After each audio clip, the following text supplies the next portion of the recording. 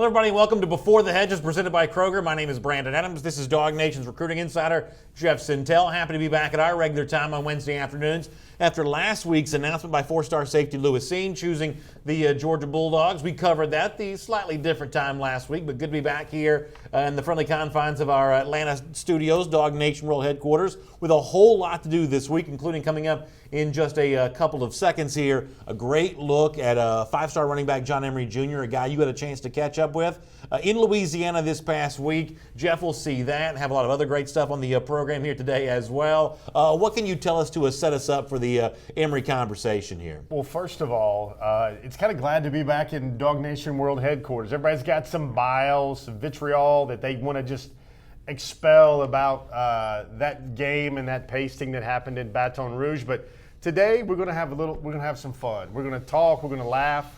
We're going to, basically enjoy ourselves over the next hour before the Hedges style. And if you want to know about John Emery Jr., the thing I do is I try to write things about the young man as a person, but I get it. You want to know about John Emery Jr., the commitment status right now, sure, as well as everybody wants to know about John Emery Jr., what he might mean to the Bulldog program, what kind of guy is he like, and I think we're going to accomplish a little bit of both right now. So later on in the show, we'll have some big news on a five-star prospect strongly considering UGA. We'll take a closer look at another UGA commit from the state of Louisiana. But as Jeff Sintel said, the latest on the John Emery recruitment status, a UGA commit. Will he stay strong to UGA here? Let's see what information we can glean as we watch the interview that Jeff Sintel did with Emery when he was in Louisiana last week. And I hope you enjoyed your own Before the Hedges.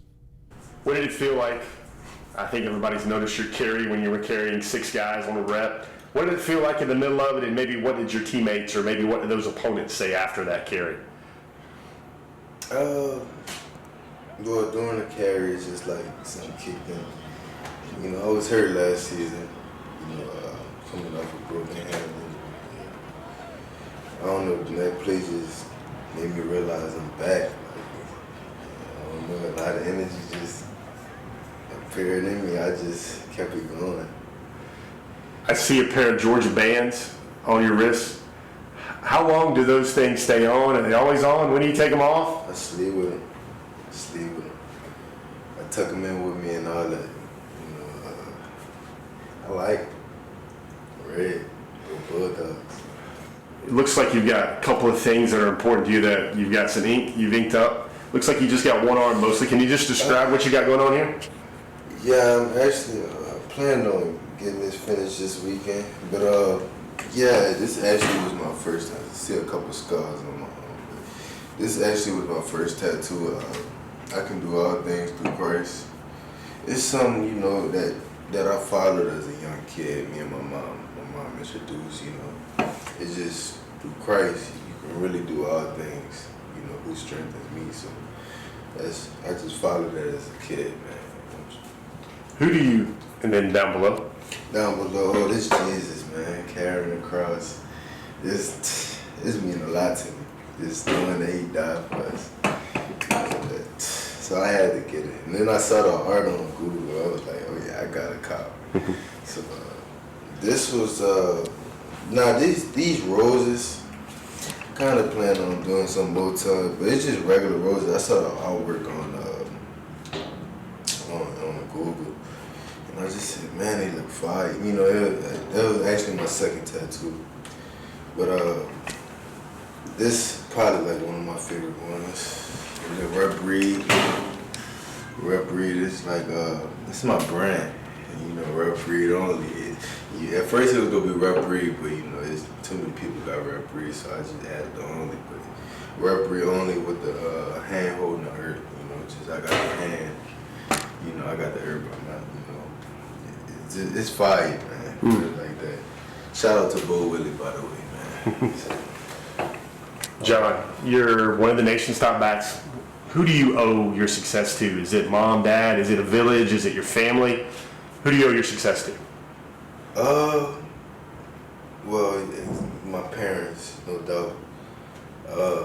But really, I owe my success to all the doubters. When I was down, I got a lot of hatred. yeah, you're not good, you're not this. I just turned it on, man. Turned the grind on, man, during my middle school years. But yeah, that's really my mom though, and my dad, man. My dad went through it. He played at Tennessee Falls. I mean, he went through it, bro. So I mean, just him going through it, giving me the advice. My mom giving me the knowledge. My mom probably was the most smartest woman I ever met. Just letting me know, man, without my parents, no telling why. So. What does it feel like when you score? How would you describe that? When I score, it's a great feeling, man. I mean, at the school I go to right now, we can't turn up too much as far as like celebrating. You gotta celebrate just with the team. I turn up and sometimes spin the ball, but when I score, it's a great feeling, man. I always feel like the first touchdown ever. That's just how I feel. I feel like the first touchdown you'll ever get playing football. So. John, my last question. You visited Georgia recently. Everybody always wonders about the 5 stars and keeping them in the fold. How did you feel at Georgia? And then maybe what was your thought? What are your thoughts on the program right now and your commitment to Georgia? When I visited, it was like my 5th time up there. Last time I went, it's always great. I always have a great time up there. Everybody, environment, the atmosphere is great. Everybody in Athens is just so happy and nice. I mean, it reminds me of New Orleans. I gotta relate back to New Orleans. Make sure you hit burger. But I mean, everybody's just nice, man. And then the game, man. That was my first game, at Georgia this last week against Tennessee. That was amazing. So interesting stuff there from 5-star running back UGA commit John Emery Jr. Great interview with Jeff Sintel. A lot of comments coming in on both Facebook and YouTube on this. K9 Blues on the YouTube side of things said he was really enjoying the interview. It seemed like a lot of the rest of the YouTube commenters were kind of agreeing there. Also, Jay Kennedy said that he thinks that John Emery Jr. is a plug-and-play running back, that if he shows up at Georgia in September of 2019, he's a guy that steps right into a big-time role with the Bulldogs. You know Emery well as a player. You saw him play some in Destrehan on Friday night. Do you agree with that status from Jamie Kennedy there, that he is a plug-and-play type player? Yeah, I think he is, and it's funny, like the Georgia coaches, as they've been recruiting Emery, they've told him for a long time that they think he can come in right away and grab 10 to 15 carries. And Brandon, I know how Bulldog fans are right now. There's another running back to kind of lop into the fold there and try to feed that beast, another guy in the stable as well. And everybody, you're saying, come on, BA, come on, Jeff. Holyfield doesn't get enough carries yet. Right. Harrigan's not getting enough carries. Yeah. Swift's not getting enough carries. Zamir next year. I'm going to tell you, folks, John Emery Jr. is a special talent. He touched the ball 3 times on Friday night, and he had 2 touchdowns to show for it. So that obviously speaks for itself. But Tyler Jenkins does mention the same thing in the Facebook comment section, saying basically what you said, that Holyfield and Harrigan do have another year in this roster tops. Zamir White, his career may be in question because of his knee injury. I don't know if I'd go quite that far. But that leaves only Swift and Cook, plenty of room for him in the rotation. I mean, Rhodey Williams did ask about that. How does he fit into the plans here? This is a guy that sounds like you think, because of what he did on Friday night, because of what you've seen him do in the past, could step into a situation where he's taking some playing time from somebody from the word go, maybe in 2019, which, as he's been made very clear in the past, is clearly his plan. Yeah, I think my best, sharpest way I can say this is I think John Emery will be as good and as durable, keyword durable there, as any Bulldog back that's in the rotation right now.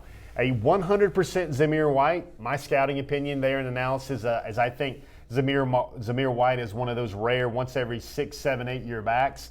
I don't know if John Emery's that good, but the John Emery will be very good for Georgia in the near future. Rick Joyner, obviously, when you hear about another great running back that could be coming to Georgia, in our Facebook comment section says, RBU, baby. And over the course of your time, how much of that history of putting guys like Todd Gurley in the NFL, Nick Chubb, Sonny Michel, who've had pretty good rookie seasons thus far for Cleveland and New England, how much of that heritage and pedigree with running backs has mattered to Emery, or is this about the relationship he's quickly formed with UGA running backs coach Dale McGee? Yeah, McGee's big here there. He's a really strong recruiter, of course, but I think all the things that that John Emery Jr. still sees in Georgia is kind of like the yin and yang about what Jaden Hazelwood was not seeing at Georgia. John Emery Jr. has been to Athens, he estimates now 5 times, and he says he notices the offensive linemen, he notices the quarterbacks, he notices the guys that can launch him to where he wants to be on Sundays. There are all the pieces there for the running backs. I remember, chatting with him. He loves his offensive line in Destrehan, Louisiana, but it's kind of funny. He's as big as any of his offensive linemen are right now, but when he gets to Athens, he's going to see 6'6", 340, 330 across the board, and that's a very enviable situation for John Emery. One final question on this subject. Danny Smith, also in our Facebook comment section, asks, will Georgia now take a second running back for the 2019 class? We just heard from Emery. There's a lot of hope that he'll stick with his UGA commitment. You see the highlights right now. They're pretty impressive. How about room for a second running back for Georgia right now? I think Georgia has a lot of needs right now. I mean, who would be the second running back? Is that going to be Trey Sanders? I'm sure Georgia would take Trey Sanders, but they might have to figure out their backfield in kind of a musical chairs fashion up to that point. The other thing I would say there are probably more other second helpings that Georgia would get in the 2019 class. Chief among those would be the second quarterback. Yeah, I think it's an important thing to think about. It's Before the Hedges, presented by Kroger here on the Dog Nation video channels. Thanks so much for being a part of our program. That's Jeff Sintel. My name's Brandon Adams. Speaking of Kroger, they got a great new program they want you to take advantage of. It's called Kroger Ship, and you can get the stuff that you needed, all the essential items delivered right there to your door. And if you shop now, you can get 15% off plus free shipping on your first order. So check out Kroger Ship here. And speaking of checking things out, let's also check out our latest update on Georgia's top remaining targets. And this is a little different look than it's had for us in the past year, given the fact that Georgia has added a player to its 2019 class that was on this list with 4-star safety Lewis Seen, and also seen another guy go back on the market here, 5-star wide receiver Jaden Hazelwood, after his UGA decommitment. So, Jeff, from that standpoint, probably not a surprise to see Jaden Hazelwood at the top of this list. I wouldn't dispute that whatsoever. When I think about the players that Georgia needs the most, and I think from the committed and uncommitted ranks here, Hazelwood probably does top my list here, so I'm not surprised to see him at number 1 here for you as well. Yeah, there's some thinking as I go about my board, if we can pull that back up, guys. Jaden Hazelwood, I think sometimes what Georgia can't get done on the football field and on the game day field on Saturdays shows you what still their clearest needs are in terms of immediate infusions of talent. You see a guy like Nakobe Dean down there at number 5. That's no diss to what Nakobe Dean can do. I think it's just simply because guys like Channing Tindall and Quay Walker, 2 equally talented running linebackers that can run really well and run to the ball in the 2018 class, they're having to be worked into the rotation as well at Georgia. But with a name like Tyreek Stevenson, a name like Jaden Hazelwood, everybody used the term plug and play earlier in the show with John Emery. I think Hazelwood, I think Khair Elam, I think Tyreek Stevenson, those are more like those plug and play players for the depth chart immediately at Georgia. And speaking of the 5-star linebacker Nakobe Dean, there's actually news to confirm on him. We'll get to that coming up in a couple of minutes. Tyreek Stevenson and Khair Elam are obviously guys that have been on this list for a while. We know that Georgia's looking for a replacement for DeAndre Baker next year. Maybe just like Georgia's relying on a freshman at one cornerback spot this year, it could be a guy like that potentially steps into that other cornerback spot next year. That'll be a part of the competition nonetheless. Clay Webb's a name we've talked about a lot. We've actually heard from him here on Before the Hedges presented by Kroger, but a new name for us in terms of consideration here is Trevor Keegan, the 4-star offensive lineman from Illinois. Now, this is a guy who's certainly generated a lot more message board chatter, it seems, as of late, but our first time talking about him, at least in this spot on Before the Hedges. Tell me what you think Georgia likes about Keegan, and how does that fit into a Georgia 2019 class that already includes some offensive linemen? I think I can say this pretty succinctly and say that Trevor Keegan probably stands eye to eye with Cade Mays. He's going to pass the size test, and also it's pretty intriguing that he's the state's number 1 prospect out of the state of Illinois, the nation's number 16 offensive tackle. Everybody remembers Luke Ford from that state. Well, Keegan comes out of the Chicago area, number 1 prospect in the state, about 6'6", about 325 pounds. Visited Georgia in the spring, really likes it. The Bulldogs are in its top 5.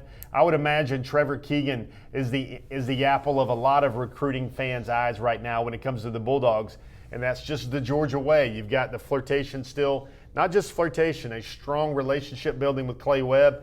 There's Warren McClendon, there's Xavier Truss. I tell you, you look at Trevor Keegan, you see his film, He looks just like the type of guy that Sam Pittman usually goes after. Jamie Bailey in our YouTube comment section, also on the subject of our top 5 remaining recruits, says when you see Jaden Hazelwood's name there at the top of that list, Jamie says that is a guy that Georgia has to get back. And since Hazelwood has decommitted, a lot of interesting things have happened. Georgia threw the ball a lot against Vanderbilt, seemed to showcase Jake Fromm in the passing attack, certainly in the first half of that game. And yet last week the Georgia passing attack struggled at LSU, and a guy that we've certainly seen Hazelwood be close to in the past, Justin Fields, did not get an opportunity to play a whole lot. If you had to guess, now you know Hazelwood well, I don't know if you've talked to him about this subject in particular, but if you had to guess, how do you think Hazelwood's processing everything right now that's happened in Georgia over the last couple of weeks since his decommitment? And how does that compare to Miami, one of his top targets? It's also kind of struggled with the passing game as of late. Oklahoma, which he's taken a visit to, which is a long way away. Auburn, which has completely fallen apart as a team right now.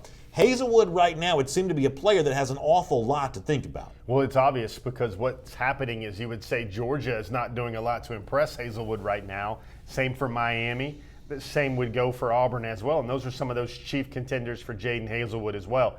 Meanwhile, Jaden Hazelwood just continues to make play after play. I don't know if anybody saw on Twitter what he did against double coverage against Westminster last weekend.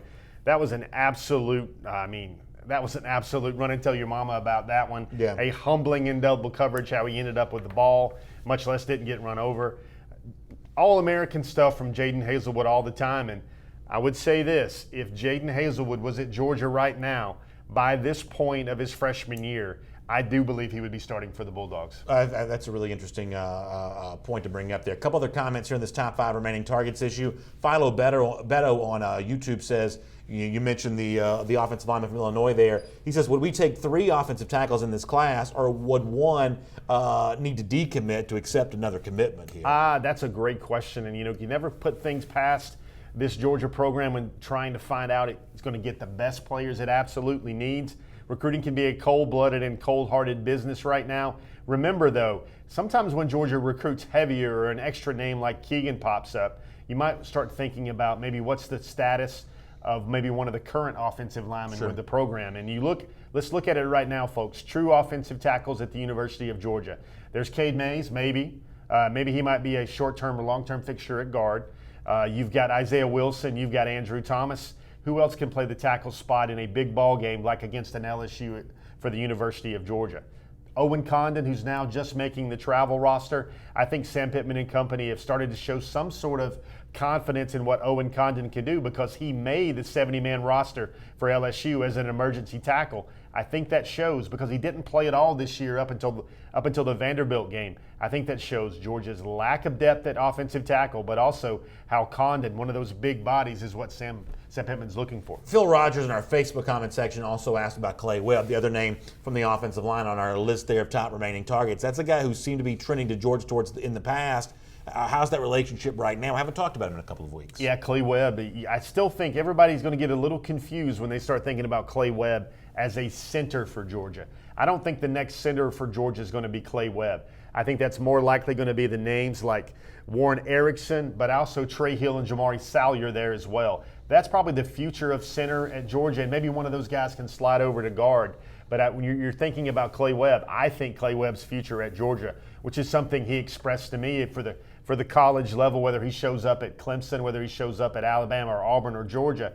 I think Clay Webb's future, and this, at least initially, is going to be at guard as well. Don't forget, this is Before the Hedges, presented by Kroger. And speaking of Kroger, they got some great deals coming up for Halloween, which is really just right around the corner. Right now, you can save an extra 50% on Halloween candy and Halloween decorations between today and Sunday at your local Atlanta Kroger. Download your digital coupon on Kroger website to start saving. That's actually not until Friday, I don't believe. But it's Friday through Sunday there at Kroger, so make sure you check that out. 50% off Halloween candy and Halloween decorations starting Friday. That's good stuff there. Make sure you check that out at your local Kroger. Now, speaking of the other name on our top 5 remaining targets list, as Brian Kephart points out in our YouTube comment section, that the 5-star linebacker Nakobe Dean, and I love Brian's words on this, can be the fuel that powers the big red machine moving forward here. Wow. Well, there is some news to get to on Nakobe Dean. You mentioned this, Jeff, on Dog Nation Daily yesterday, and we'll confirm it here now. that Dean is indeed going to now take an official visit to Georgia, originally slated for the Vanderbilt game.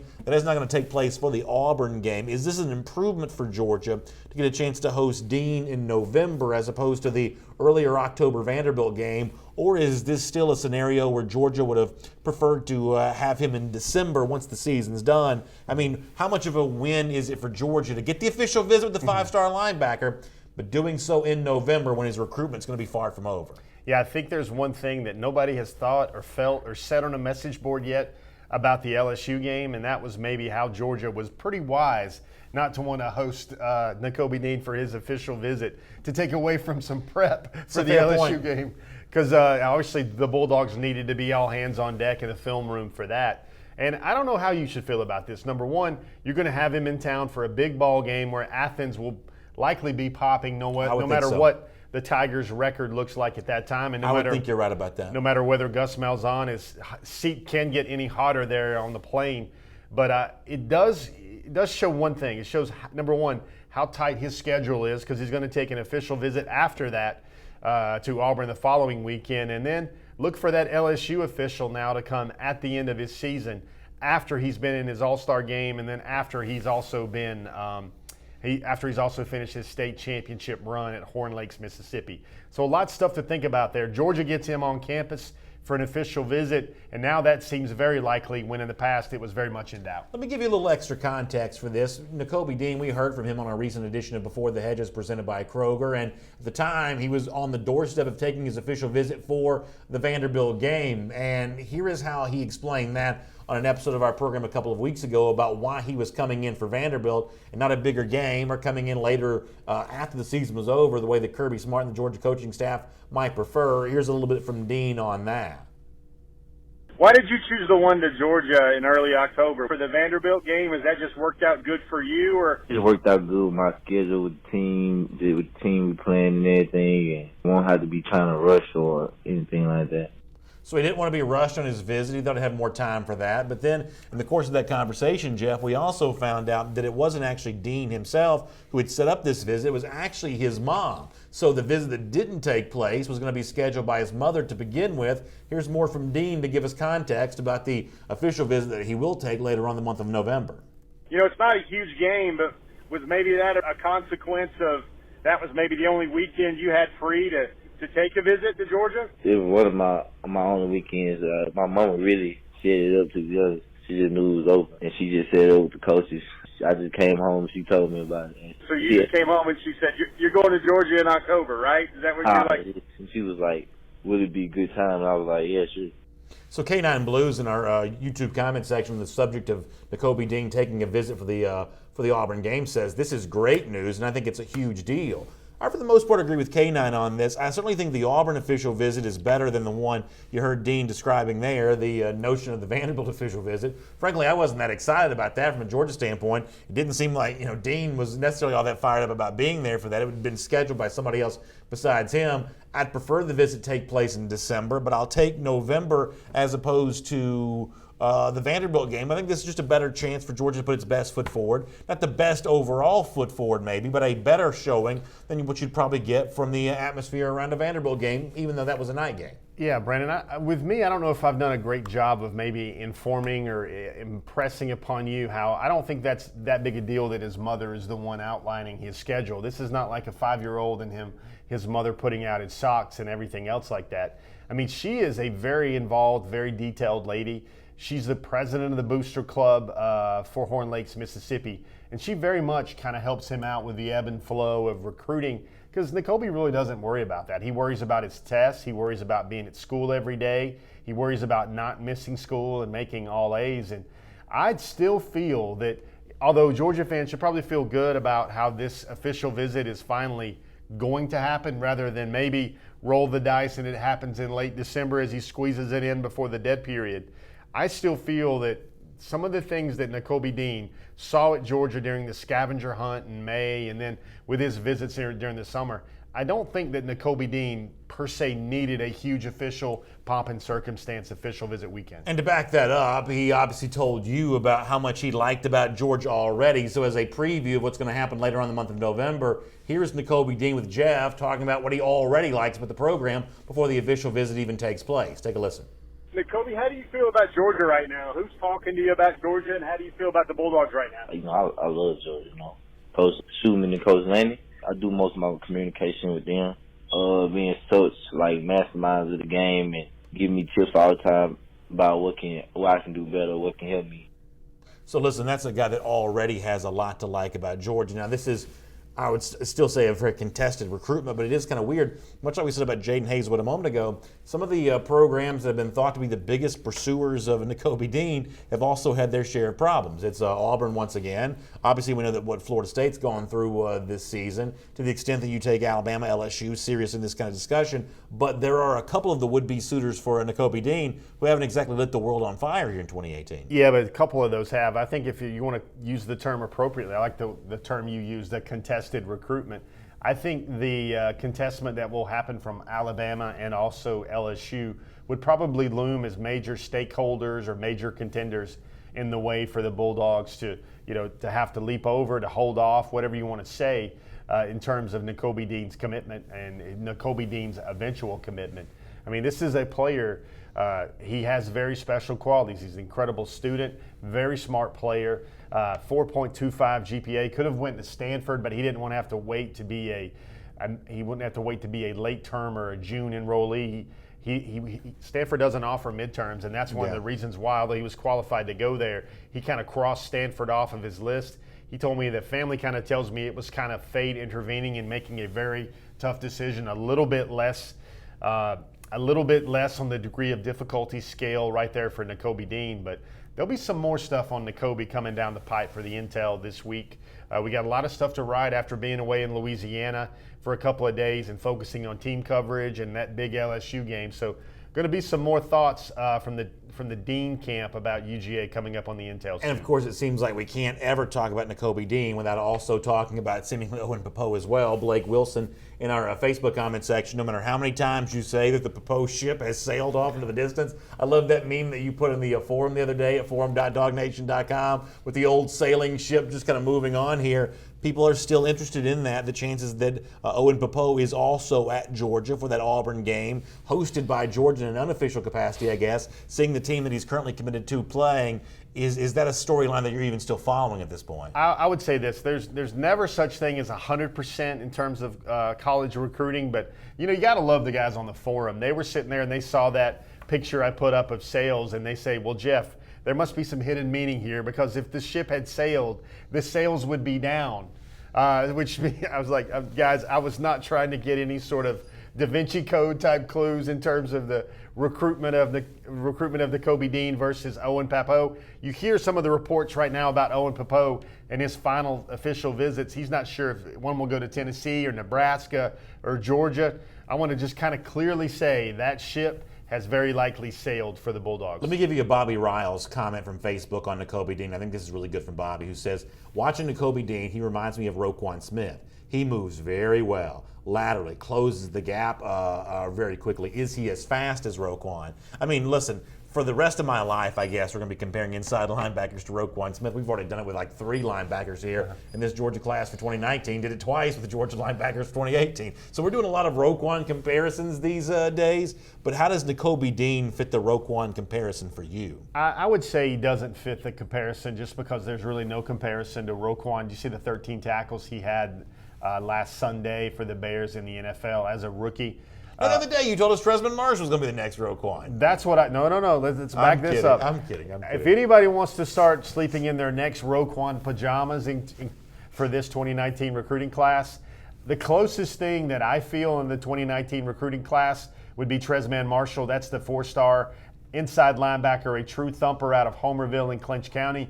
That's the closest thing that scouts, coaches, folks down in South Georgia who know what's going on and know what's up down there, they say Tresman Marshall is the closest thing to Roquan.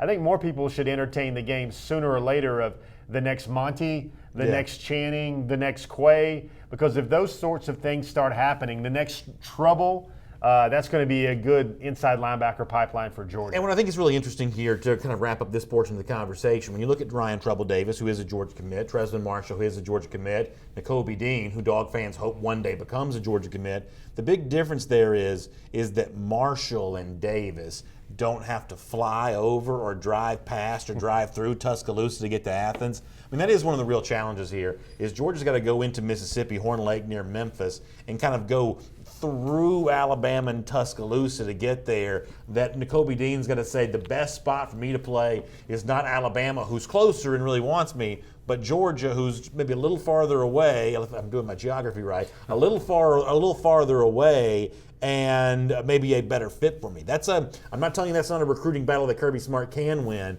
but that is sort of a last round big fight moment for Kirby Smart to go into Memphis and get a player at linebacker that Alabama also really wants. Yeah, Nakobe's good, and like I said, he's a very intelligent, a very physical, a very fast, twitchy player, but sometimes I'm convinced that a part of the reason why Georgia, a lot of the Georgia fans and a lot of our treasured readers and audience, I think they like Nakobe Dean just a little bit more because he's a 5-star, because he's the nation's number one inside linebacker, when physically he's not going to be a big thumper like 6'3", 235 Trouble-Davis, or a Tresman Marshall, 6'1", 235, a guy that just looks like he could go very well as a tree trunk, as a Halloween costume, with not a lot of props or anything else like that. Those are the true downhill thumper inside linebackers. Well, John McMillan in the Facebook comment section completely agrees with you. He says that Tresman Marshall is going to be special, he says. Trust me on that. But educate us for a second here, and I mean this in all sincerity.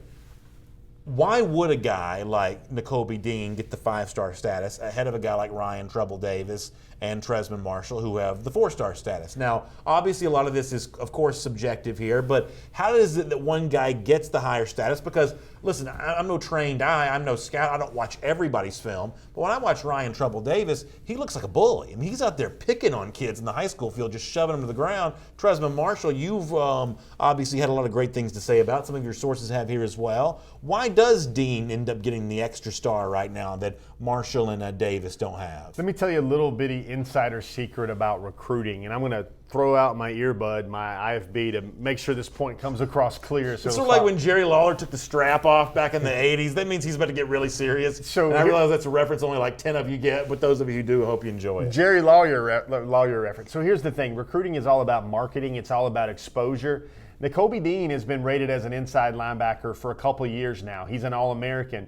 You see with Ryan Trouble-Davis and even Tresman Marshall, some market corrections that were necessary. For the longest time, Tresman Marshall was rated as an athlete. That's because a lot of the early analysis and all the early evals for Tresman Marshall saw him leading his team to state titles as a quarterback, as a freshman, and then they saw him running the ball as a featured running back and an inside linebacker as a sophomore and junior. So I think a lot of people just gave him that convenient athlete tag. And then with Trouble-Davis, he's the nation's number 5 outside backer right now.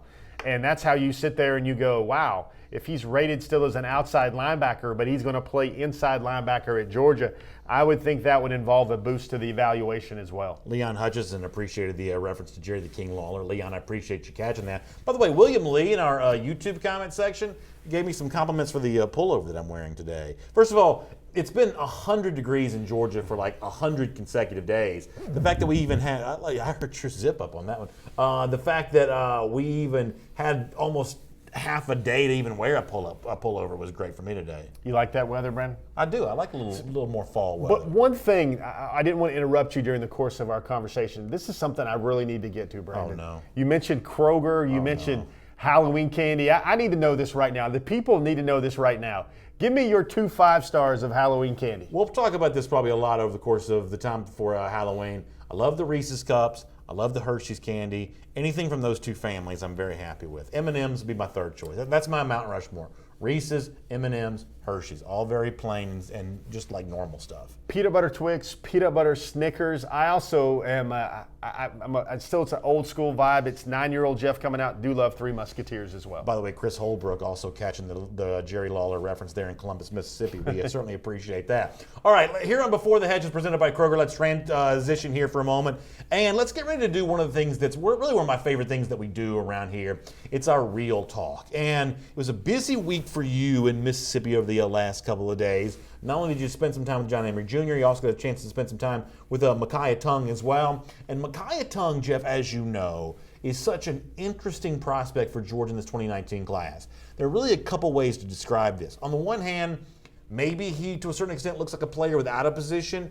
And yet, on the other hand, a more positive spin on that would be this is a player that could potentially play a lot of different places for UGA. I think the place that he wants to play the most and the place that he wants to prove his value at before anything else is probably at the wide receiver position, which is great to know that we've got a guy like Terrence Edwards, the former UGA wide receiver, who had a chance to break down our film on Makiya Tongue here. What do you remember about Edwards talking about Tongue, and what's going to make this fun for the people to take a look at here? I think, and when everybody gets caught up in the world of recruiting and what he does here, what he does there, I think the purest compliment you can give Makiya is the fact that he's a football player, which means he's a physical, hard-nosed, fast athlete that really knows the physical way to play the game. His dad, that's some NFL DNA right there. His dad played 9 years in the league. I thought it was very interesting. One thing maybe folks haven't read yet about Makiya Tongue is, number one, he was injured of late. I think he had a 2 or 3 week injury. He did not play last week. He did not want to come back until he was vital and everything was 100%. Don't want to come back too fast, especially for a high school season and before the playoffs arrive. And number two, I thought it was very interesting, Brandon, how he tried to get tickets. He put in a ticket request for the LSU-Georgia game, and LSU did not accept his ticket request. I guess, and this is me speculating here, it's because he was a Georgia commitment for that game when, oddly enough, some of his ticket requests for earlier in the season had been accepted by LSU. All right, as you might imagine, we're getting like 9,000 comments about candy. Rick Poff says he likes Reese's, and Reese's. Raphael Wright says he likes Reese's, Snickers, and M&M's. So a lot of candy talk in the comment section right now. By the way, Kroger, a great place to get your candy. And you can get it with the Kroger Ship. Have them deliver it right there to your door. All the essentials that you need. They've also got great savings right now. You can get 15% off and your free shipping on your first order. So check out Kroger Ship for your Halloween candy. They'll deliver it right there to your door. So I saw this on Twitter and I tweeted it out. I wonder how many folks of the good people out there saw this. There's this, I guess it's a viral clip. It's a little old. Maybe I think I saw it before.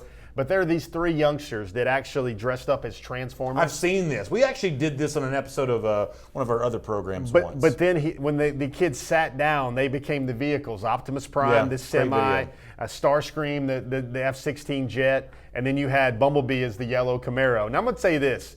If any kids came up to there with like a costume like that, it's great stuff. I'd reach into my wallet and get some 5s. That's a great piece of video. It's almost as good as Real Talk with Terrence Edwards. Makiya Tongue, a UGA commit, a guy that offers some intriguing possibilities for Georgia if he gets a chance to play the wide receiver position. Edwards was one of the all-time great wide receivers at UGA and a great evaluator of wide receiver talent. Currently, here's what he had to say about Makiya Tongue. Take a look.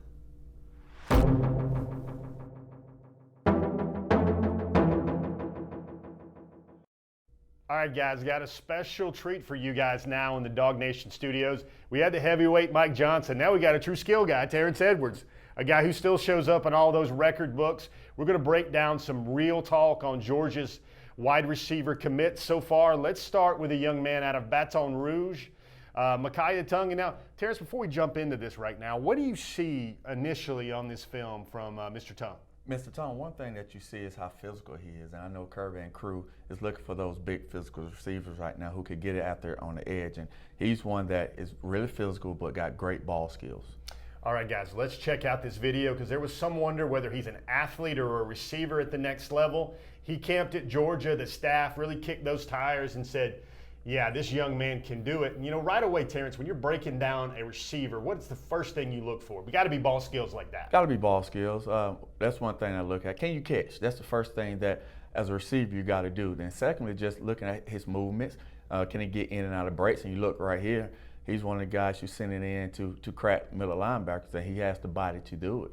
Things you like about him, he's got the NFL pedigree, he's got the DNA.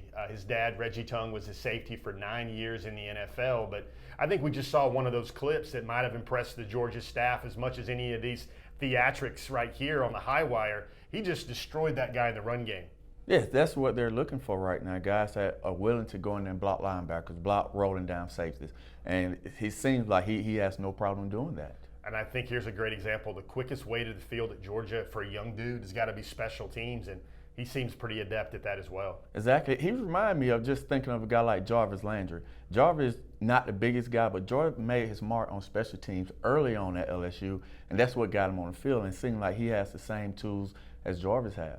So now you see a clip here that shows off his physicality. He could be a linebacker at Georgia. The way things stand is this staff will give him a good look and a good shot at the receiver spot. And then if it doesn't work out, the worst case scenario is he might be a defensive back or a safety or an outside linebacker. But Terrence, that clip right there, going down and getting the ball, I mean, he flashes a lot as a receiver and as an offensive playmaker right now. Yes, he does. So I definitely, he needs a shot to play receiver. He's the type of guy that we're looking for, big, physical. And you also see he has the ability to go up and get the 50-50 balls. All balls are not going to be perfect, but he has the ball skills and the hand-eye coordination to go up and get the 50-50 balls. Well, if this is anything like a real-world film session, this is not all bouquets and rainbows and sunshine.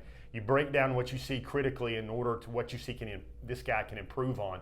What do you see as maybe the first things he's going to have to work on when he gets to Georgia? Just the all-around ability to play wide receiver. I see him, can he get in and out of breaks? Can he beat press coverage? I know he's big, but does he have the quick twitch to beat SEC defenders at the line of scrimmage? So those are the things all receivers are going to work on, but he has the tools to really be really good. That's a good stick, good slant route right there. Look at the route, and then he's carrying guys as well. I mean, you hear it after every game. Kirby Smart wants composure and physicality, and I mean, that might be the biggest box you check right here. That's why I see a guy like Tyler Simmons playing ahead of D-Rob, is because he does all the little things at the receiver spot. He does. He's blocking, first of all. So that's the main thing. Any receiver want to get on the field for Kirby, you're going to have to block, and that's what Tyler is doing. And it seems like this kid right here is a willing blocker, so he already checked one box off the Kirby list to get on the field as fast as he wants to. Terrence, do you think this is maybe a redshirt guy, play right away guy, work special teams first off right away? What do you see here? This guy definitely could go out and be a play now, especially on special teams. A lot of guys don't have to contribute on offense or defense. Teams is another component of football, and he's a guy that really could go down and make his presence known on special teams. One thing to think about, guys, as you watch this film, he plays for University Lab in Baton Rouge. That's a big-time program. Lots of big-time players come out there. I think the evaluation for LSU is they wondered what exactly he was, an athlete, a receiver. I think one of the reasons he was drawn to Georgia is just that receiver position and everything else right now. So, I mean, Terrence, good stuff right here. Any final thoughts that jumps into mind? I mean, he's making a lot of plays right here against some good competition. He's making a lot of plays on both sides of the ball, and he's too good of an athlete to just keep fighting on what is he. Let's get him on campus and we'll figure it out later. All right, guys, that is a big-time look with Terrence Edwards. I know, Terrence, you do a lot of training right now in the Atlanta area with your wide receiver academy. What are sort of the things, like if you had him in the lab for a little bit, what would you try to work on right now with Makiya to get him ready for the next level? Being able to just sink his hips a little bit more. I didn't see much sinking hips, and doesn't matter how fast you are. It's about getting in and out of breaks. So if you could sink your hips as low as possible to get in and out of breaks, then you could beat press coverage, off coverage. You could get back to the ball as quick as possible. So that's one of the things I would work on, to being able to sink his hips more. I tell you what, that's a guy right there that would really know. Terrence Edwards, that's Real Talk. Dog Nation, Jeff Sintel, back to you guys in the studio.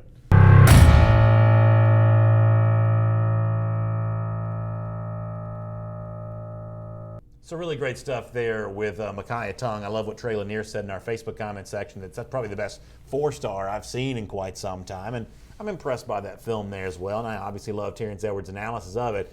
I will admit, though, as a member of this 2019 class and potentially a player playing for Georgia in 2019, 2020, and 2020 and beyond, I think the idea of Makiya Tongue as a defensive back is just a lot more attractive to me. I'll tell you the name he reminds me of. And that's Alontae Taylor, who's at Tennessee right now, who likewise, had a bunch of recruits, a bunch of coaches telling him, hey, you can be a wide receiver, blah, blah, blah. And then this moment he gets to Tennessee, he became a defensive back. And as a freshman, he's a pretty good one there. I like Tongue's size in the defensive secondary here. Tell me why I'm wrong. Well, I just think, Terrence thinks, I see a lot of ball skills right there. And listen, Tyler Simmons was the 3-star at Georgia, and he may not be the prettiest or the guy that you think with all the elite film or whatever, although he is pretty stinking fast. he's the guy that starts a lot for Georgia. Jason Stanley starts a lot for Georgia, plays a lot for Georgia. Trey Blunt played in every game last year as a true freshman because of their ability to get on the field and make blocks. And when you look at Makiya Tongue, in some ways he is a similar athlete with maybe even some more upside to guys like Tyler Simmons. Maybe not as fast, but bigger, a lot of ball skills, and that Georgia can find use for those guys. I'll say this. Makiya Tongue might not be the most impressive. He's not one of the higher rated guys on the rungs of the class, but he might turn out to be that house you go up to that only gave away granola bars for Halloween. And then all of a sudden Mrs. Cleaver changed it up and all of a sudden she's giving out M&Ms. Might be a pleasant surprise for Georgia in the class of 2019. Ken Feinberg in our Facebook comment section says Terrence Edwards, the guy doing the evaluating there on our Real Talk, is a DGD. Ken, we obviously agree with you on that. As a quick final point, just to close out this portion of our conversation, I'm also the same guy that back in 2016 believed that McCole Hardman working at a defensive back was absolutely a worthy endeavor, a worthy experiment. I think if McCole had found a way to stick at cornerback, I actually think that Georgia would be in better shape right now as a program. If you give me a choice of guy could be an all-conference cornerback or an all-conference defensive back, believe it or not, I want to put a guy on defensive back because I know one of the great lines of demarcation in terms of true national championship contenders, that ability to defend passes there. I love the idea of defensive backs who could cross-train at one or the other, going out there and becoming a really good defensive back. You sound a little bit like Kirby Smart right now, taking that 5-star and trotting him over to the defensive side of the ball. I like to do it when I can. I really do. I would say this, though. This is a Georgia football team right now that is devoid of playmakers,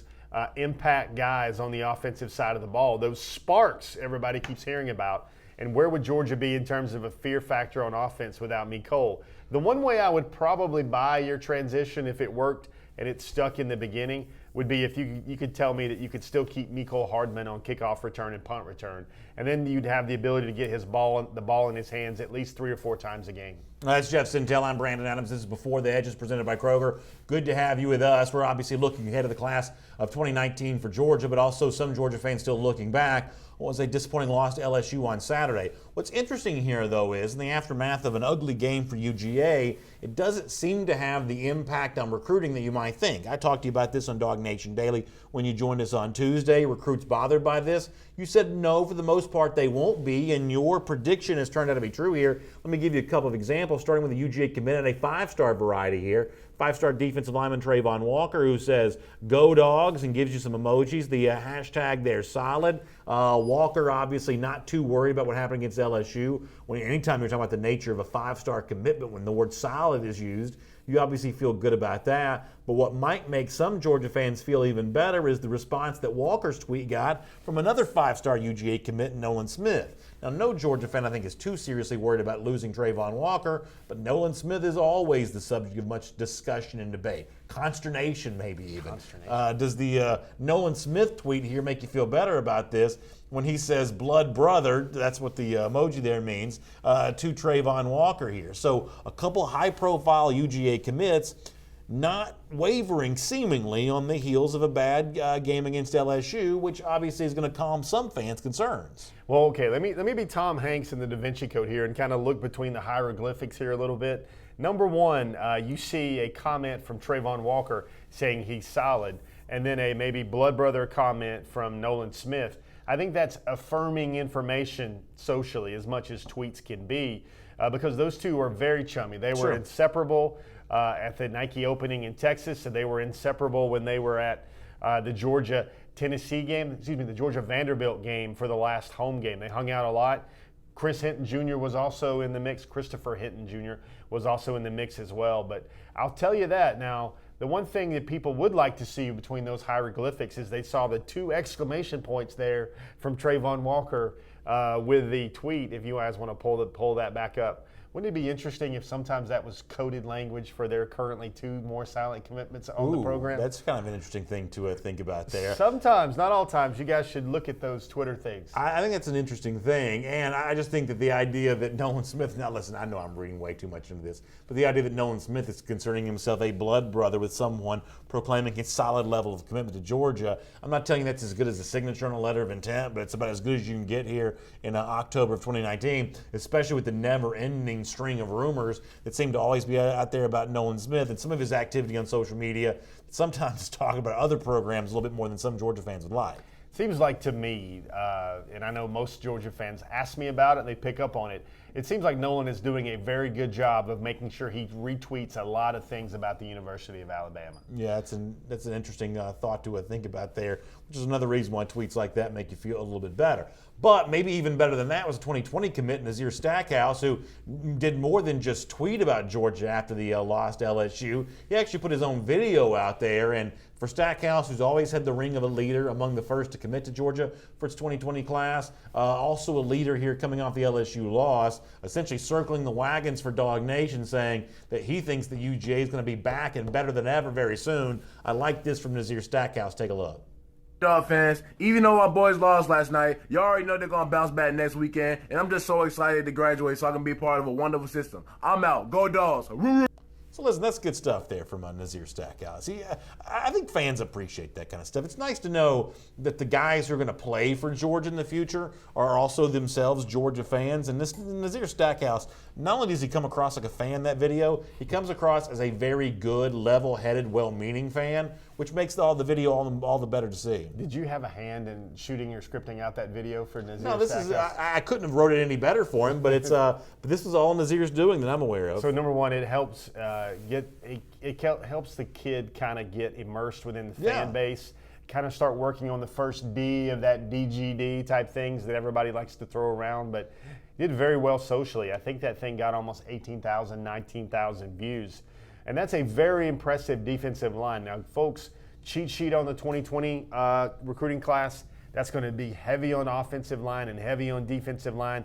Nazir Stackhouse was one of those guys. He committed to Georgia on the day of the SEC title win against Auburn. Man, that already seems like a long time ago. But as I've watched him and seen him, he has continually gotten better and better, figured out how to maybe play the nuances of the position a little bit better. He's at Georgia every weekend he can. He's trying to bring his brother along and maybe get him some looks as a basketball prospect. Little bit of news in the intel that dropped maybe about an hour ago about Nazir Stackhouse as well. No longer at Stevenson High School. He's moved. Sometimes it's as simple as his mom moving to another school district. He's now at Columbia High School, no longer with those Stevenson Jaguars. Santiago Diarn, by the way, did like what he saw from Stackhouse and then the recruits there, so that makes a lot of folks feel better. And one of the things I think makes a lot of us feel better as well, we've actually reached the portion of our program where we get to two of my favorite things. Now, later on, we'll go hurry up here, which means we'll take as many questions and comments as we can over the course of, a 5-minute period of time we do that 5 for? minutes on the clock. And don't forget, when that is done, we'll actually award our $50 How About Them Groceries Kroger gift card. So stick around for that. If Jeff selects your name as the winner there, you'll be our $50 winner courtesy of Kroger and our How About Them Groceries gift card giveaway. So before we get to our hurry up a little bit later on and run through what has been a pretty spirited day in our comment sections, let's also get ready for our Pick Six. Now this is always a lot of fun for me, where Jeff has his trivia questions. I do my best to answer. Many of you try to chime in there as well. We all take a stab at Jeff's trivia here. Normally, we are kind of tipped off to maybe some of the questions just based on the fact they usually relate to the team that Georgia's playing on Saturday.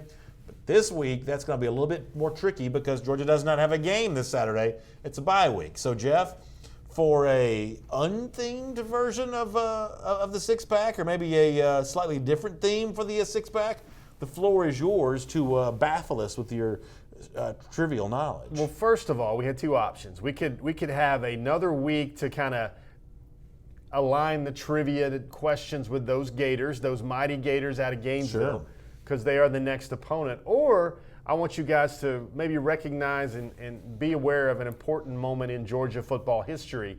And that's what we're choosing to do. 89 years ago today, Brandon. Wow. Back when gasoline was only 21 cents a gallon. Excuse me, not today, but this week. Way back on October the 12th of 1929. That's when Sanford Stadium debuted. So a lot of our questions today will have a Sanford Stadium type feel. And without further ado, let's go tempo and hurry up into our Pick Six. All right, let's do that right Brandon, now. I hope you get some of these right, man. Come on now. All right. Everyone knows Sanford Stadium, right? What was Sanford Stadium actually named for? It's a judge, right? A. No, that's the Frank Foley's the judge. Former English teacher at UGA, a former UGA president, the chancellor for the University of System of Georgia, who was instrumental in the funding approval and land grant, a former faculty representative for athletics. Here's where it gets tricky. D, all of the above. E, none of the above. I guess I'm going to go with D here. This is the most complicated question we've ever had, so I'm going to assume there must be a reason for it. I'm going to go D here. Maybe we want folks to learn a little bit about Sure. Sanford. Let's get the time on the clock. Everybody get your answers in. I want to see if you guys can All right, hit let me all see if I can get six some. on the pick Arlen six. Block says C. Yeah, he says C. So I'm going to go D here. Arlen Block is saying C. Justin Mopreek also says C. Trey Lanier says D. Justin Grant actually says E. Bobby Ryle says B. I'm sticking with D, though. Sticking with D. I got it right. Ding. Brandon Adams is 1 for 1. All of the above. So look at that. You got a former English teacher. You got a former faculty athletics representative. Former AD, which is the AD back then. You were called the faculty representative for athletics. You've got a guy that kept moving up in station to become the university chancellor of the University System of Georgia. So congratulations. Would you accept some constructive criticism? Please. That question felt a little too much like schoolwork. This is a story about That question did not feel quite as fun as some of the Before the Hedges questions in our pick six that we've come to expect. I here. wanted everybody to go to their tailgates or go to their wives or their husbands during the week and say, you know what, I know some things about Sanford Stadium. We want to get families talking at the dinner table, Brandon. I wish it was named after Fred Sanford. That'd be awesome. Fred Sanford. Oh, how many I'm coming to Georgia moments would that be? I feel like that's been true. Yeah. Number 2, can Brandon Adams go 2 for 2? All right. We just established that Sanford Stadium was named after a big UGA athletics icon. What was his first name? All right, I'm going to try to think about this. A, come on, flash it back up. Carl Spangler out of Caddyshack. B, I think it's Stedman. Stedman. C, Paul, or D, Vincent. I think it's Stedman, right? Somebody help me out with this in the comments section. Somebody don't get that confused with Stegman, like Stegman Coliseum. I believe it's Stedman. First of all, Stedman Sanford's a cool name. It should be that true if it's not. Mark Godfrey says it's too much like a history test. I sort of agree with Mark on this. Clint Turner says the answer is C here. Leon Hutchison says D. Philip Jordan Wells says D. Bobby Ryle says C. I'm going to stay with B, Stedman. Brandon, your correct answer. Yes. Brandon, it's 2 for 2, man. He's feeling like Ricky Henderson as a leadoff, man. He's starting off strong, not like that Georgia offense. This reminds me so much of like going to the games when I was a kid. And you always walk by the plaque that says like Stedman Sanford's name, and I can almost like vaguely see this. It's probably been covered up by 19 buildings now. 45 different end zone expansions, but I can sort of picture that plaque with the Stedman Sanford name on it. But I always get it confused with Frank Foley, the guy that the baseball field's named after, was a judge, right? Judge Frank Foley. I have no idea who Stegman even is for the Coliseum. I have no idea who that is. Stedman v. Sanford Stadium. Right. So that, you know, But who is Stegman for the Coliseum? Do you know that? when we do Before the Hedges basketball, We'll do that. before this Stegman, Right. which will be in never. Who was the five-star point guard that decommitted? Oh, we would do a show about him. We'll do it. We'll talk about Stegman. Sorry, UGA basketball fans, just having fun here, just having fun. We wanna have SEC fun. basketball media days today, by the way. Number 3, can Brandon excel Justin on McPeak's third down? 2 for 2, by the way. Fact or fiction? Lord. Which one of these is untrue regarding the history of Sanford Stadium? Okay. A, the original backers signed a promissory note guaranteeing the construction. Those supporters were granted lifetime seats. B, the first opponent donated its half of the gate receipts to UGA. It was enough to pay off the bank note for the project. I feel like I'm applying for a loan. C, there were 30,000 fans at $3 per ticket to watch the first game. We got another page. Oh, Lord. Another page. D, at that time it was I can't even keep up with all these. At that time, it was the largest crowd to watch a football game in the South. E, governors from 9 states were there for the first game. Or F, it was largely built by prison laborers. Jeff, did you just like cut and paste the Wikipedia page? This is a disappointment. Come on now, you got some good contenders here. You've got prison laborers. You've got 30,000 people at $3 a pop. 9 governors were there to watch the event. The largest. I don't think governors from 9 states came to the game. That seems. I'm calling BS on that. So you think that one is the fiction, correct? I don't think there's 9 governors there. Hold on. So BA calls his first BS on BTH Trivia. There you go. I like that. Clint Turner says A. I don't even remember what that was. Tony Jackson says B. Let's go back to the first board. Do everybody take their 15 seconds to kind of kick around the tires on that one? Wally Smith on YouTube says C. He says Arlen Block says I can see it being F.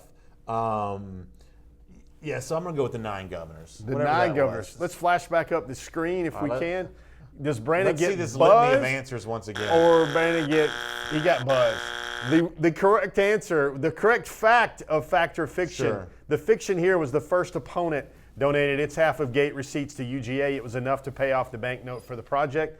Yale did donate, but it did not pay off the facility. That would take 5 years. They also donated their blood and bruises to the cause as well, because UGA took care of those eggheads that day. So largest game to watch a crowd, largest crowd to watch a game in the South. 9 Right. governors were there. Prison laborers were there. 30,000 people at $3 a ticket. Brandon, I got a huge question for you. All right. $3 way back in 1929. Come on, man. Yeah, so I used to have this commemorative ticket from the first game at Sanford Stadium. They used to sell all this kind of stuff all the time. $3 does seem like an awful lot. That's like $50 today. That's pretty expensive back in 1929. Because listen, I don't know if y'all realize this, but Georgia back in 1929 was not exactly a hotbed of economic activity. It was not the Empire State of the South at that time. Not yet, I Loaves don't of think. bread were 20 cents, Not yet. gallons of gas were 21 cents, and people were paying $3 to watch a football game. I wonder if they were talking about the tight end or they started off slow against Yale on that day. Justin McPeak says he finally got one wrong. Kevin Chapman says this is about as much fun as reading those amendments when you're going to vote. You know what I'm talking about? All right. I got you. Non-binding referendums. This is Tony about- Jackson agrees, by the way. He says that $3 was expensive back then. This is history. Number 4. Brandon is 2 for 3, by the way. Number 4. Where did UGA play prior to Sanford I Stadium? know this. Hurdy Field. That's your answer? That's my answer. It's Hurdy Field. Where does Hurdy Field come from? Do you know where? I don't know who hurt. Is it Charles Hurdy? I don't know. Charles Hurdy, correct. But that's where they used to play. They used to play Brandon Hurdy is Field. swiftly out of the gate. Does anybody else have a contrarian answer to diss BA on that? Let me see if somebody's in there. Everybody's talking about the $3. Kid says $3 back then was $300. I don't think that's quite right. But Kid, I don't know any better than you though. Brian Kephart says he's going to phone a friend for this one. Kid also says in Macon on that one. I believe I'm right. It was Hurdy Field. Now they may have played the occasional game in Macon. I think they played Florida in Macon at least once. But Played all over. A lot of train games where they get on train stations and they go take trains to where the other teams were. and now Florida plays in chain games. Survey says correct answer. Does Brandon get a bell or a buzz? There you go. There you go. Now we're rolling. Hurdy Field. Now we're rolling. Number 5, moving right along, and hopefully this won't feel quite as much like a history test right now, or good. as you said, an amendment in the voting. Sure. Number 5, what is Kirby Smart's middle name? Oh, I don't think I know this. Sonny, Isaiah, Nicholas, or Paul? I'm going to go, y'all help me out with this one. It is not play the dual threat quarterback. John Benton says this is Jeopardy when it needs to be Wheel of Fortune. Whatever that is, I think it's a very funny line. Kirby Smart's middle name. I'm going to go Paul. Paul. Kirby Paul We've Smart. got Sonny, Isaiah, and Nicholas. What is Kirby Smart's middle name? I'm going to go Paul. Everybody get your answers in. I'm going to People seem to be agreeing with me on this. give you 5 more seconds. Michael Collum agrees with me on this. I'm going to go Paul. Yes. Paul. Kirby Paul Smart. Brandon, you're on fire today, man. I'm doing well. This is Brandon's That greatest. feels like one of the things I would have heard at some point in time, although just not quite remember it. But, I mean, that makes sense. Kirby Paul Smart. So number 1. I guess I also didn't know that Kirby was a given name. That's his given name. Given name. So doesn't stand for And so if you really know the Smart family or whatever, then there's a couple of little tricks Tribopolis or that something were like in that. there. Sonny is the name of his father, who was a popular high school football coach, and then you saw names Sonny Smart's a great name, by the way. like. So, Brandon, in typical Georgia fan fashion for the 2018 season, here you are 4 out of 5 and doing very well, and yet you are complaining about the very nature of the game. That is a great analogy, Jeff. That is indeed. Jeremy Hunsley says I have a cheat sheet. I have no cheat sheet. We're not that well organized around here. Number 6, Brandon. How are you going to do on this one? Are you going to call your shot? I like this one a lot. Which UGA great actually has a movie credit after he appeared in a very popular superhero movie during his playing days? All right, so Uga was in Midnight of the Garden of Good and Evil. a football player in a superhero movie. This feels like something I should probably know, but don't. I need some help on this. This one, folks. So far, other people don't seem to be knowing this one either. Herschel Walker, Philip Jordan Wells says. No, Herschel Walker was a superhero in real life. Yeah, he was actually a real life superhero. That's a pretty good line there. So who is this? I don't know. Hines Ward, Corey Jones says. Chris Conley, James Cochran says. Now, Conley was obviously a great movie maker at Georgia, but I somehow don't think he's the answer on this one. Is that right? You got to give me an answer so we can buzz you on this one, Brandon. I'm going to go Bill Goldberg. Bill Goldberg. Can I get Tommy one more? Odom said the same thing. So first of all, we did not hit our appropriate number of buzzes for Brandon. Can we give one more for just the quota's sake? I actually saw this movie, and somebody said Hines Ward. I'm sorry. Yeah, Justin McPeak says Hines Ward. This is the Batman movie. I saw this movie where he's running and like the whole field's like collapsing behind him. That's correct. And look at this. Hines Ward returned a kickoff for a TD on top of a collapsing there you field in The Dark Knight Rises. It's a great movie. And Ward only returned 8 kicks in his NFL career, so he really had to act for that one. How about that? It's a really good movie. I like the Batman trilogy. That's a good trivia question. Guys, get my I like back the on this. DC guys better than the Marvel We guys. got the contrarian here talking about how they're no fun. These are the no fun questions. No, that was a it good got better. question. We finally got to comic books and exploding stadiums at the end of this thing. We started out with the party of the first part is agreement to the party of the second part. So sometimes I want this show to mirror the reality of the team. So you would say my trivia question started out slow, and then we got to the fun, and everything was great from there. Yeah, Leon Hutchinson gives you some credit here. He says good questions there. So Leon gives you some Brandon, at 4 for 6, correct? 4 for 6. That's not bad. I believe that might be Brandon's best pick 6 so far. I don't think that's true. I don't think I've ever gotten fewer than 4. You think, bro? You don't think he's ever gotten fewer I than don't think 4? I've ever gotten fewer than Can 4. we talk to that buzzer there in the stadium? The thing is worn out from all the buzzers. I don't think so. You guys, hey, I want you to be honest and objective reporters here. How many times is this guy getting 4 out of 6? By the way, before we do our hurry up here, Philip Jordan Wells had a great comment earlier. He said, after the darkness and the bleakness of this week, this has been a shining light for him here today. So that's a pretty nice thing to do for Dog Nation, right? We want the Dog Nation rises with Before the Hedges. All right, let us now get ready for hurry up. Here's the way it works. We're going to put 5 minutes on the clock. Now, Jeff's stressing me out over this thing because he thinks I don't read the question in the comments fast enough. So I'm going to try to get to as many of these as I can over the course of 5 minutes. Connor's also helping us out with that. Can you just send that to me one more time, Connor, so I can pull it up right here and make sure I have those ready to go? Jamie Bailey says. Jamie's also toggled back and forth between Facebook and YouTube, which is kind of funny. Jamie says, Jeff's hurt my feelings. Listen, Jamie, it wouldn't be the first time Jeff has hurt my feelings. So we're going to go through there and get a lot of these comments, and we're going to see how many we can take over the course of 5 minutes. Does that sound good? Let's go. All right, 5 minutes on the clock. Let's go. Clint Turner says, if this was the Alabama game show, every question would be so easy so they could win, just like their schedule. Do you think that's funny? Yeah, their multiple choice would be A and B. Yeah, exactly. On YouTube over here, Kid also says this was fun on a crapshoot day at work.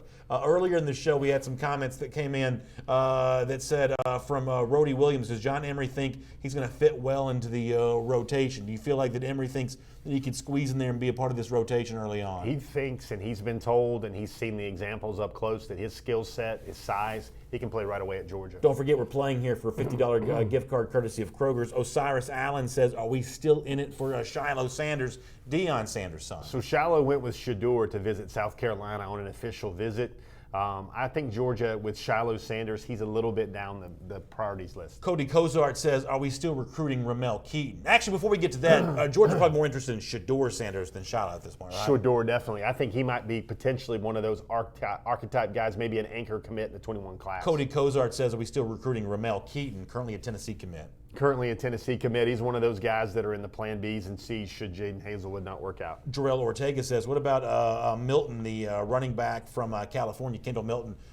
Latest on him. I know you profiled him on Before the Hedges recently. So in today's intel, if I was the guy that chased click, I would have chased the clicks, I would dramatize up some great headline. Kendall Milton tells me that Georgia is definitely in it. He will visit Georgia in January. All right, that'll be fun to read more about. How about another pass rusher? Someone asks, still trying to find a go-to guy after this season. Chances that Georgia adds another pass rusher to the 2019 class? Well, I think they've got what they like right now in Nolan Smith and Jermaine Johnson. Jermaine Johnson's actually having an off year. I'm sure that last chance documentary for season 2 at ICC is going to be pretty bad because they're 1-4 right now. Josh Johansson says, how's the defensive line depth going to change after this upcoming recruiting class? Georgia stands to lose a lot from a group that doesn't seem to be all that deep right now. Going to be younger at that spot next year. What's your early evaluation of that Georgia defensive line depth? Yeah, they're down 3 linemen right now, but within the next 2 years, they will graduate 8 defensive linemen that are currently in the depth chart in the 2 and 3 deep right now. I think Jordan Davis will be a huge presence for Georgia on the defensive line. They're trending to take 4 to 5 defensive linemen, interior defensive linemen in this class. K9 Blues asking about the possibility of a flip here. Is there a chance that that Georgia could be in the mix for a flip before the 2019 cycle ends? There's definitely flip candidates. Guys like Quayshawn Fuller. I don't know if you could ever call Derek Hunter a flip because he's flipping around a whole lot. Lots of guys, and even a very hot commodity type defensive tackle as well. Georgia's going to keep trying. I say this all the time. Nathan Pickering, Byron Young. Georgia's going to try to end up with the very best 25 players it possibly can. Kid asks, how many recruits will Dell McGee have personally recruited with success for the class of 2019? About how many of these guys will you point to McGee as the deciding factor on? 2019 guys, I think he's coming in to help right now with Jaden Hazelwood. I think that's what you got to do. I think that's what you got to do. John Emery is definitely one of Dell's guys that he's been recruiting. You keep going on and on. He's doing a lot of great work right now recruiting for the 2020 class. Marietta High School, Arik Gilbert, BJ Ojolari. Dell's batting average is pretty good. K9 Blues on YouTube asked about the chances of some juniors leaving. Who are some juniors you have your eyes on that could choose to leave the program after this year, more towards the NFL route than just transfer? Very important because, number one, Georgia needs to create some room in the class via program attrition or program good news with ascension to the NFL. I think there's a few candidates, but some of the bloom is off Mecole Hardman's candidacy there. Other guys like maybe even Rodrigo Blankenship is a name that I see. Riley Ridley is a name that I see.